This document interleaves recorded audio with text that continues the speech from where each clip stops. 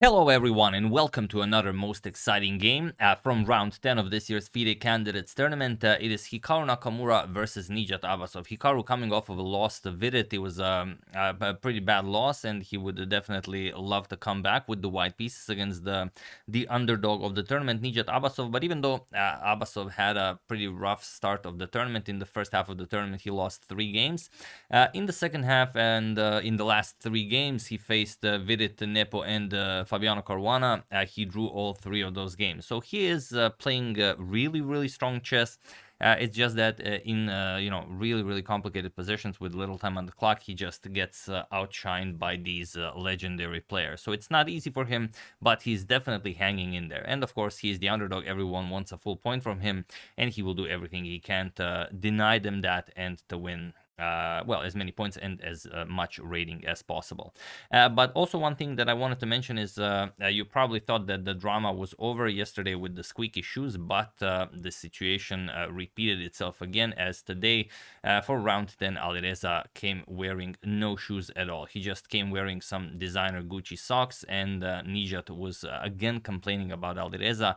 Not about the squeakiness or anything, but they were very distracting. They were very colorful and he just couldn't concentrate. However, the arbiters couldn't do anything about it, as there is no rule about how colorful your socks can be in the FIDE Candidates Tournament. So definitely something to consider for next year.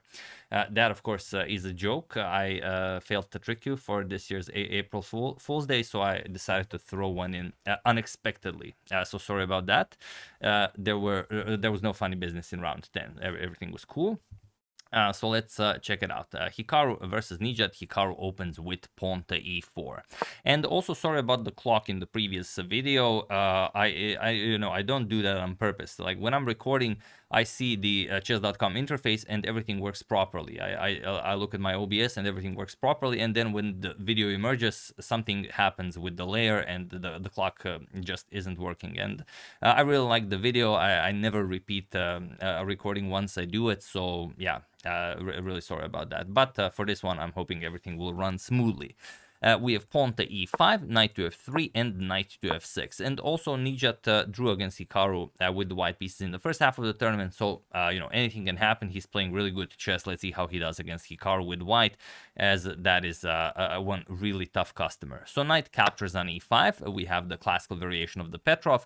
d6, knight to f3, and knight captures on e4. We have d3, chasing the knight back. Knight to f6, and now pawn to d4. Pawn to d5, we basically transpose into the exchange variation of the French.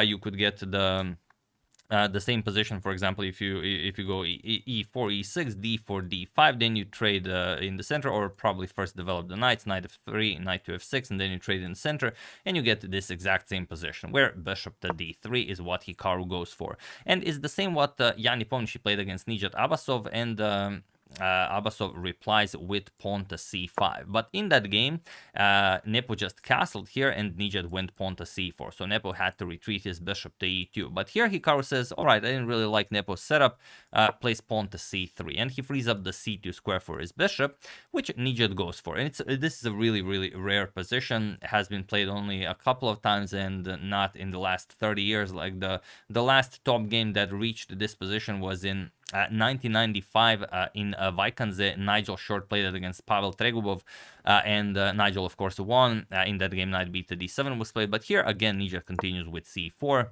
Okay, very tough position for both, obviously. Bishop to c2, bishop to d6, both players castle. And again, there are a few moves in the database. Rook e1 and bishop to g5 are known moves, but we have pawn to h3 by Hikaru, and it is now, as of move 11, that we have a completely new game. And against Nepo, Nijat also played pawn to h6. He stopped the bishop to g5, but here for some reason he doesn't do it. Probably if you go pawn to h6 here, stopping bishop to g5, then you allow knight e5, and it's just a beautiful square for the knight. And then if the knight is challenged with knight to c6, you can throw f4 in, and this is this is not pleasant to play. If you've ever played chess and your opponent planted a knight on e5, you know that's just very annoying to play against. That knight will be there for the next 40 moves. So instead, after this h3 move, after this h3 move, we have knight to c6, stopping knight to e5, and now Hikaru throws in a bishop to g5. So very different against than what Nepo had against Nijat. Now Hikaru has a bishop on g5, and he does have the control over this diagonal. So much better if you like attacking chess, so to say. And here comes the first think of the game by Nijat. Plays pawn to h6, spend some not a lot, some 15 minutes on the clock. Also, you could consider a move like queen to b6 here, something that Anand discussed during the live coverage. What if queen to b6 and let's say bishop captures on f6, queen captures on b2, and now the move that eluded them, why this just is absolutely crushing, is queen to d2. That's the problem. And not because of queen to g5. Obviously, if you take the rook, queen to g5 is just deadly. I mean, there's no escaping checkmate. g6 and queen h6 delivers checkmate. But there's a bigger issue here. If you take the bishop, look at this. The queens are nicely aligned, and our good friend the light square bishop just delivers check, and off goes the black queen. So that's the real issue here. So after bishop to g5, we have pawn to h6.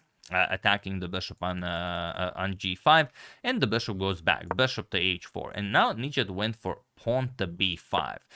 The real move to consider here, and as it is in all the positions, is pawn to g5, because here capturing on g5 just doesn't work, and if you go back with bishop to g3, then it's perfectly fine. Bishop captures, f captures, knight to h5 goes after g3 pawn, knight comes to e5, and now look at this, knight captures on g3, knight captures on f7. If you take, then white should be slightly better, but if you attack, let's say with queen to e7, then comes knight captures on h6 with check, king g7, you trade off the rooks, rook captures queen, captures on ig4, and you get this position where black king's defenses have been completely busted, but the position is very much playable, and black's position is not at all bad here. So yeah, if you feel comfortable playing this, you can play it, but Nijat doesn't. He plays pawn to b5, and now rook to e1, stopping any queen to e8 or queen to e7 ideas if such a sacrifice occurs. And now g5 with the rook on e1 is no longer an option, as sorry, not g6. If g5 was played now, then you can sacrifice a piece here. Captures, and after king to g7, then comes queen f3. We have constant pressure on this knight. The rook nicely controls the e-file. The bishop is spectacular here. The knight can be remaneuvered. Let's say knight e2, knight f1, knight to g3, having access to f5 and h5. This would be very, very hard to defend. You would burn time like crazy here with black, and in the end probably succumb to your inability to produce something from this. Okay, pawn to a5, and now knight to e5 by Hikaru. Finally, the knight lands. We have rook to a6. This is an incredible resource by Nijat. He's saying that the rook will just be very strong here, guarding the 6th rank, because you always have to be careful about Hikaru sacrificing something here. Plus, he will move some pieces and bring the other rook to e6. Then this rook maybe comes to e8, and he plans to gain full control over the e-file. We have knight to d2. Hikaru continues development. Bishop to c7. Now the rook gains more control here. We have queen to f3, and this is the first real thing for Hikaru. So far, as you can see, he spent 15 minutes on the clock. He plays queen to f3, spent half an hour on this. So that's the, in top level chess, when a half an hour think occurs, then Hikaru exhausted pretty much all of the options. As 30 minutes for Hikaru, he probably calculated all of the games that are possible. Okay, now the rooks are connected, the queen is in the game, and you are putting some pressure on that f6 knight. So okay, knight to e7, just preparing to shift the knight over to g6 if needed. You also gain control over f5, and the rook gains more defense here. So now if bishop captures on f6, you can also just capture with the rook, so that's pretty good. b3 by Hikaru challenges this advanced c4 pawn, and it's something that you see in pretty much every game when someone makes sort of an anti-positional advancement. In modern chess, of course, as we see engines do this, it's no longer considered anti-positional, but in the olden days, such a c4 advancement, leaving control of the center, would be considered anti-positional, and you always want to undermine the more central pawn with a less central pawn. So okay, of course, not captures. After b3, we have pawn to a4, and now b captures on a4, b captures on a4, and knight to f1. Just continue continuing to get the knight to an excellent square. And what do you play here? Well, a3 is what Nijat went for. Also, a move to consider is g5. If you play g5, let's say bishop g3, now bishop to a5, looks very nice. Ties the queen down to the defense of the c3 pawn. If you lose that c3 pawn, then you allow Nijat to create a passed c4 pawn. So this would be a very nice setup for him. But he went pawn to a3 instead, gains more control here. Now, if he can, for example, get his rook to b2, that's going to be excellent. And rook a to b1, of course. Stopping such an idea, we have rook to e6 and now knight to g4. Offering a trade of knights, also offering a trade of rooks, also threatening just to capture on f6 as you are now attacking the f6 knight 3 times. So something has to be captured. Knight captures on g4 and h captures on g4. And although Hikaru doubled his pawns here, he does have the potential of advancing the pawn to g5 to bust open the black king's position. So this is very nice. And the situation on the clock pretty similar. Hikaru 50 minutes, Nijat an hour and 4 minutes. So yeah, perfectly fine. And Nijat just goes queen to e8. Adds more defense to f7. If the knight moves, then he has more control over the e-file. And also he does control the a4 square, so the queen can easily be shifted to the queen side if needed. All in all, a very nice move. We have bishop to g3, offering a trade of bishops, and now bishop to a5, just putting pressure on the c3 pawn. And Hikaru trades rooks here. Rook captures on e6, we have bishop captures on e6, and now rook to b7 by Hikaru. Another long thing, Hikaru spent some 20 minutes on this move. You can see he's already down to 26 minutes. And the reason why Hikaru spent all this time, he was probably thinking between rook b7 and rook to b8. But rook to b8 definitely deserves attention. Point being that you can't really move the queen. If you move the queen, then bishop to d7 with bishop to h7 check, and you just win the exchange. And you don't even get to win the c3 pawn, as the queen on f3 defends it. So this would be pretty bad. So after rook to b8, you would have to move the bishop back, bishop to d8, and now this is a pretty bad setup for black. The knight just starts coming into the game, and already it's very hard to find moves for Nijat. So, of course, there's a reason why Hikaru did not play it. Probably he explained it in his own coverage. Rook to b7 is what he played, and now knight to c8. Okay, the knight now gets remaneuvered back into the game and is no longer a target on e7. Now you can actually move the queen, and here we have bishop to f4. Hikaru prepares pawn to g5, but interestingly, pawn to g5 right away was quite strong, because if you just capture and allow queen h5, that's going to be game over. So what you have to do is play queen to c6 first with tempo, attack the rook, and also gain control over the 6th rank. And once the rook moves, now you play h captures on g5, but now after queen h5, pawn to f5. And if you can play this, okay, but still after queen captures on g5, it just looks very, very strong for Hikaru. But again, Hikaru is an elite player. He, of course, knows better. He played bishop to f4 and queen to c6 now by Nijat. Attacking the rook, rook to b8, and now knight to e7, offering a trade of rooks.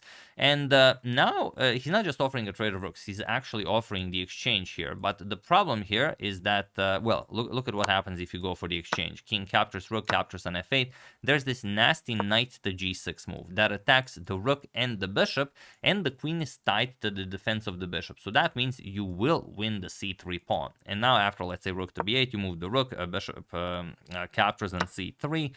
You have created a passed pawn on c4. And let's say after queen captures, knight captures on f4. This is definitely worth the exchange. The passed c4 pawn is incredibly strong here. If you move the queen, of course, then the pawn starts advancing. This would be great. So Hikaru wants none of this.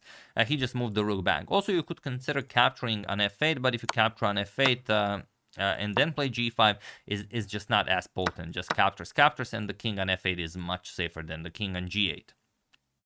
So after this knight to e7 move, we have rook to b1, and now comes queen to d7, just putting pressure on that g4 pawn. Pawn to g5 now by Hikaru, but bishop to g4. All of a sudden, it's Nijat on the offensive. Queen to g3, pawn to h5. We have queen to e3, and now knight to g6, putting pressure on the bishop here. Hikaru brings it back, of course, to h2, not to g3. On g3, it can be attacked by the pawn. So bishop to h2, and now rook to e8, attacking the queen, queen to d2, and now rook to e2. So all of a sudden, from that very, very strong position where Hikaru could have gained a lot of advantage with rook b8, or even that early advancement of the pawn to g5, he is now on the receiving end of this position. We have rook to b8 with check, king to h7, and now queen to c1. Defending the c3 pawn with a tactic, because if you capture here, then just bishop captures with check will pick up the bishop on c3. But even this is perfectly fine for black. I mean, Nijat still has the passed c pawn. That's going to be great. So here, the move that Nijat is better here, that goes without saying, and he has many excellent moves. He can play bishop to d8. He can play bishop to c7. He can play pawn to h4. Just to give you an example, let's say bishop to c7 attacks the bishop and attacks the rook here. And once you trade, let's say captures, attack the rook, rook to a8, you will play queen to e7. And there are so many nasty threats here that white will have to play only the top engine move just to survive this. For example, bishop captures, king captures, you will play rook a6 check, king goes back to h7, queen to b1 with check, g6, and now let's say queen to c1, but it doesn't really work. Or yeah, you don't want to play queen to c1, but if you don't play it, then the g5 pawn falls and you're just going to get destroyed here. The only move that sort of works here is queen to b8, even though it's a very hard to see why. Later on you will be able to put the queen or rook on a7 and fight for that f7 pawn. But yeah, just to give you an example, you play something like rook to c1, you defend the pawn, already queen e4, and it's game over. Let's say you go knight e3, rook to b2 with rook to b1, and that's pretty much it. Not much to be done here. So yeah, that would be pretty bad. But again, after queen to c1, Nijat does not find it, or any of the other moves that we've discussed that still give him the edge. He played queen to e7, and queen to e7 just throws away all the advantage that he had. But it's not easy to see why, especially with little time on the clock. And Hikaru has 7 minutes, Nijat has almost 18 minutes. Feel free to pause the video and try to find the only move that gives Hikaru the advantage here, the one that Nijat missed, while I give you a couple of seconds. So for those of you who were able to do it, congratulations on finding this beautiful idea. And for those of you who just want to enjoy the show, it is bishop to e5. That's the move. And what does this move do? Well, it traps the rook on e2. Next knight g3 is coming and the rook is lost. And you can't even play f6 to challenge the bishop, because if you play f6, then look at this. The knight is now vulnerable. Queen to b1. And not much to be done here. If you try to give up the rook for the two bishops, let's say rook captures on c2, first g captures on f6 with an attack on the queen, and if you capture, then just rook b7 wins the black queen. So that's the only one of the problems. So after bishop to e5, what can you play? Queen to e6 was played, but now Hikaru just plays knight to g3, and the rook is lost. You have to decide what to take. Do you take on c2? Do you take on e5? Well, Nijat decides to take on e5, as he also will gain a pawn by doing so. D captures, queen captures, and now it's move 39, so it doesn't matter that Hikaru is down to something below 4 minutes, as he will gain time on the next move. We have rook to b5, and he even continues with the strongest possible move, attacks the bishop, puts pressure on the d5 pawn. Nijat captures on c3, and now move 40 has been reached, time control has been achieved, both players gain an additional half an hour on the clock. And just queen e3. Hikaru says, I'm up material, let's trade queens here. Now it's, it's the good life.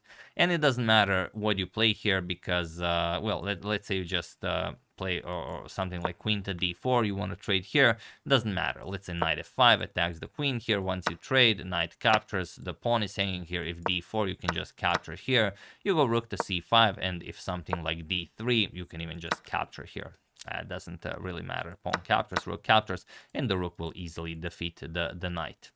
So that's one of the problems. So queen captures on e3 was played right away. F captures, and now pawn to d4, but just e captures. We have bishop captures on d4 check, king to f1, and pawn to h4. So it's still not, play any move, and even your uncle can win this, because Nijat still has the bishop pair. He has the h-pawn, the knight can come into the game.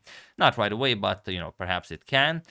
Knight to e2, and now bishop to e3. Just controlling the squares around the white king.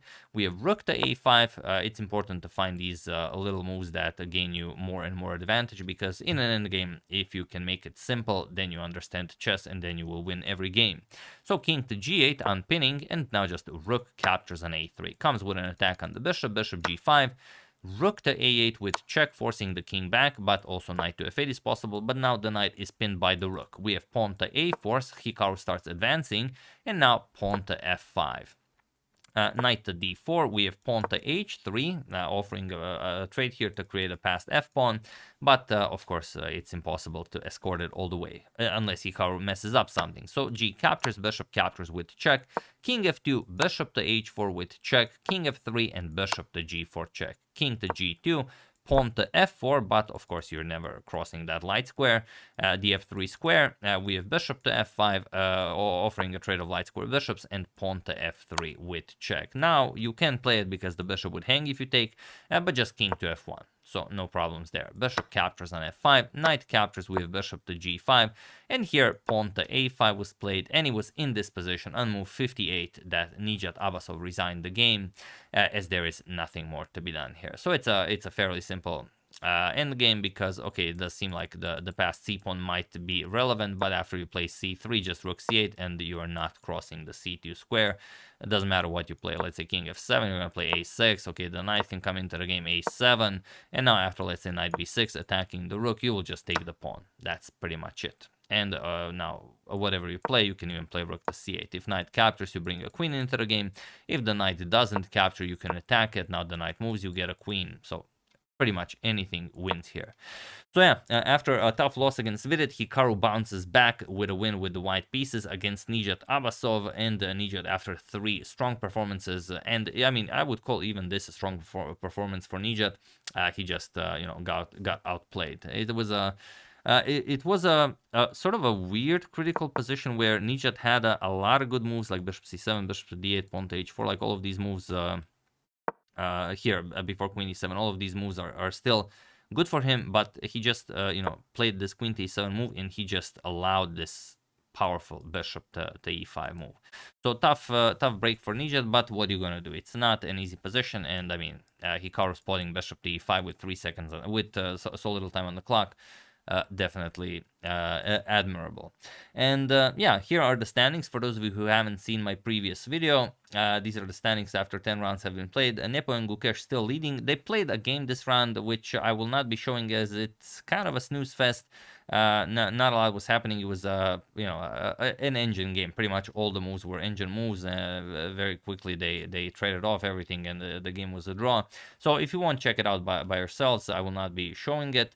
Fabiano, Hikaru, and Pragnananda now tied with 5.5 for second place. FIDE with 5, Aldereza with 3.5, and Nijat-Abasov with 3 points. So Jan still the only player undefeated, and Nijat still the only player without a single win. But yeah, even though okay, Jan and Gukesh are leading the tournament, both of their games ended in a draw, but it's usually not the one you are fighting against in the candidates tournament that you have to play against. You play against all the others, and you want to beat the weakest players as much as possible. That's how you win a double round robin, because I don't have to remind you guys of the legendary Bled Zagreb and Belgrade candidates tournament of 1959 that Mikhail Tal won, where he qualified for the World Chess Championship, and he defeated Mikhail Botvinnik in 1960, a year after that. As you can see, Tal won first place with 20 out of 28, and Paul Keres, the Estonian powerhouse, second place with 18.5. But if you look at their head-to-head score, Keres defeated Tal 3-1. Which of course should give Keres a strong edge. But Tal just defeated all the other players much harder. He defeated Bobby Fischer 4-0.